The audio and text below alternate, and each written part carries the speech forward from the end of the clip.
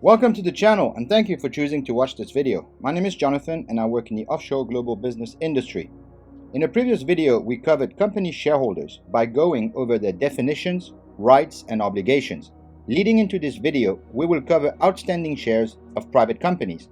First, we will make the distinction between issued or authorized shares versus outstanding shares. Second, we will touch upon the most common types of shares generally issued. Third, we will define what outstanding shares are and how they work. And finally, we will dig into why outstanding shares might be susceptible to change over time and what shareholders should consider before subscribing to shares. I hope you enjoyed this video, and as usual, I wish you a reflective and insightful viewing. In a realm of investment, understanding the concept of issued shares and outstanding shares is essential for investors to evaluate companies effectively.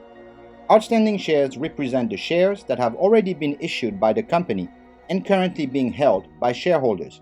On the other hand, issued shares encompass the total number of shares that a corporation is authorized to issue according to its governing documents, such as its constitution, bylaws, or articles of association.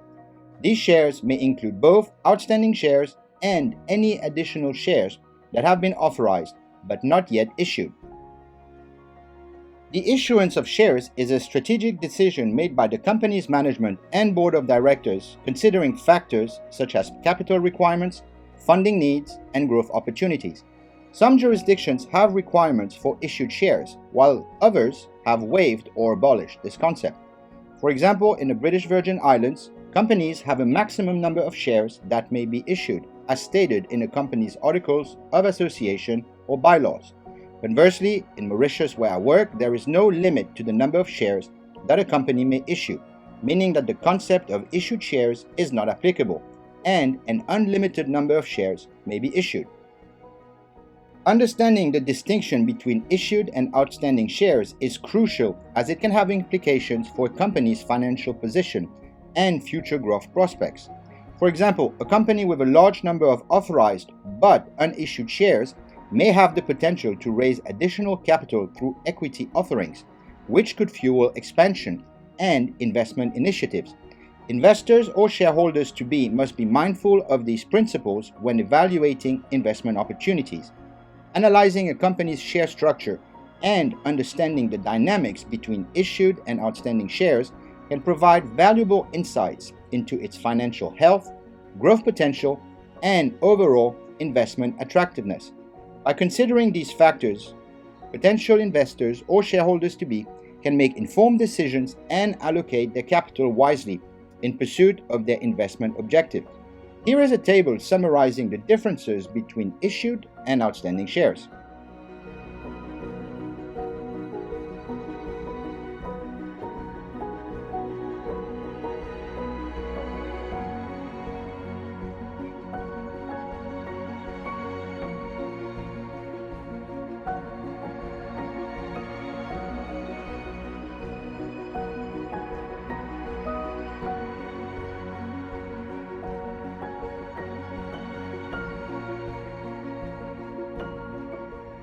Although ordinary shares, also referred to as common shares, and preference shares, also referred to as preferred shares, will be discussed in the next two upcoming videos, I thought it would be a good idea to provide you with an overview of the prevalent classes of shares generally issued. Ordinary shares, also known as common shares as we just mentioned, represent the basic form of ownership in a company. Shareholders holding ordinary shares have the right to vote at shareholder meetings and potentially receive dividends determined by the company's board of directors, and of course subject to a company's constitution or articles of association or bylaws.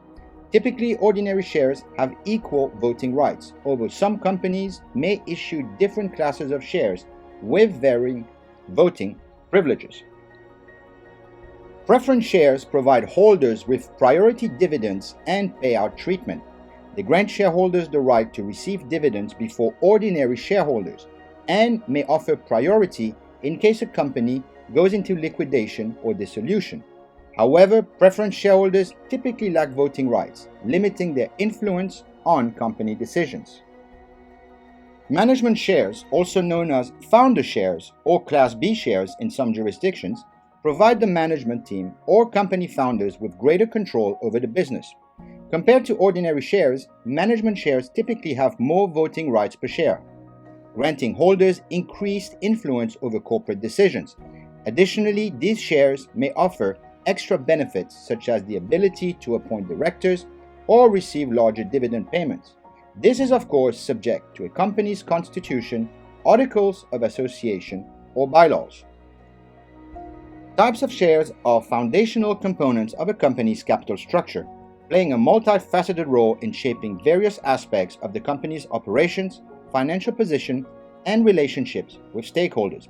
Expanding on this notion further elucidates the significance of shares in defining a company's potential worth, ownership structure, and shareholder rights. Outstanding shares represent a fundamental aspect of a company's capital structure, encapsulating the total number of shares of the company's share capital that have been issued and are actively held by shareholders. These shares play a pivotal role in defining the ownership distribution, shareholder rights, and financial obligations within the company. Ownership representation. Outstanding shares serve as tangible representations of ownership in a business. Each outstanding share signifies a fractional ownership stake in the company, with shareholders holding varying proportions of ownership based on the number of shares they possess. As such, outstanding shares are instrumental in determining the ownership structure of the company and the distribution of ownership among shareholders. Shareholder rights. Holding outstanding shares grants shareholders certain rights and privileges within the company. These rights typically include voting rights, allowing shareholders to participate in corporate decisions through proxy voting or direct participation in shareholder meetings. Shareholders may exercise their voting rights on matters such as the election of directors, approval of major corporate transactions, and amendments to the company's governing documents. Dividend entitlement. Shareholders holding outstanding shares are entitled to receive dividend payments made from the company's earnings.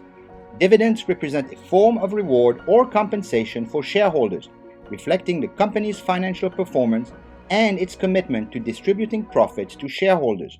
The amount of dividends distributed to shareholders is typically determined by the company's board of directors and is proportional to the number of outstanding shares held by each shareholder. Understanding the implications of outstanding shares is crucial for shareholders and stakeholders alike in assessing a company's financial health, governance structure, and investment potential. A crucial element of a company's capital structure involves its count of outstanding shares. These shares represent the total number of shares issued by the company and currently held by shareholders.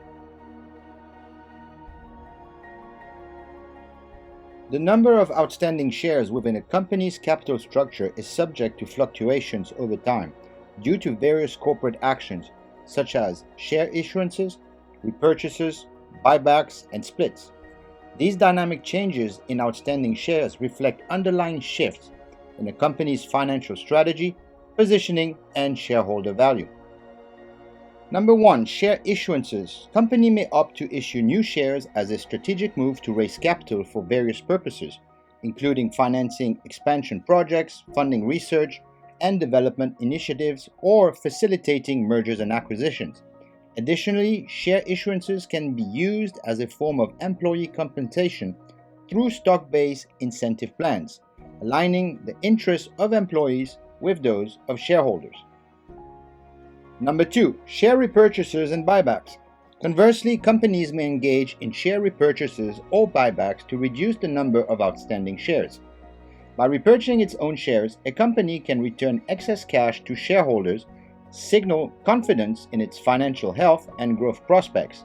Share repurchases can also serve as a strategic tool to thwart potential hostile takeovers or dilution of ownership. Number 3. Share splits. Share splits involve dividing each existing share into multiple shares, effectively increasing the number of outstanding shares without altering the overall value of the company. Understanding the implications of changes in outstanding shares is crucial for prospective shareholders, as these actions can impact a company's valuation and ownership structure. For instance, an increase in outstanding shares due to share issuances may dilute existing shareholders' ownership stakes, potentially reducing their voting power and entitlement to dividends. Conversely, a decrease in outstanding shares resulting from buybacks may signal management's confidence in a company's future prospects and boost shareholder value. Overall, prospective shareholders should stay vigilant of changes in outstanding shares, as they can provide valuable insights into the company's financial health, strategic direction, and shareholder value proposition. Before closing off, I just want you to know that in the next video, we shall be covering company law provisions regarding outstanding shares. This is of vital importance, as each jurisdiction has a varying degree of statutory maneuverability, rights, and obligations regarding outstanding shares, and anyone working in the industry must be well versed on this topic. Thank you so much for watching this video until the end. This is once again hugely appreciated by me, and I hope it provided you with valuable information, insights, and key takeaways. If you enjoyed the content of this video, it would mean a lot if you would click on the like button to help with the YouTube algorithm. As always, I will be posting frequent and insightful content, so feel free to come back to the channel for more videos concerning the offshore, global, and financial services industries. Stay safe and healthy, guys. I'll see you in the next one. Cheers.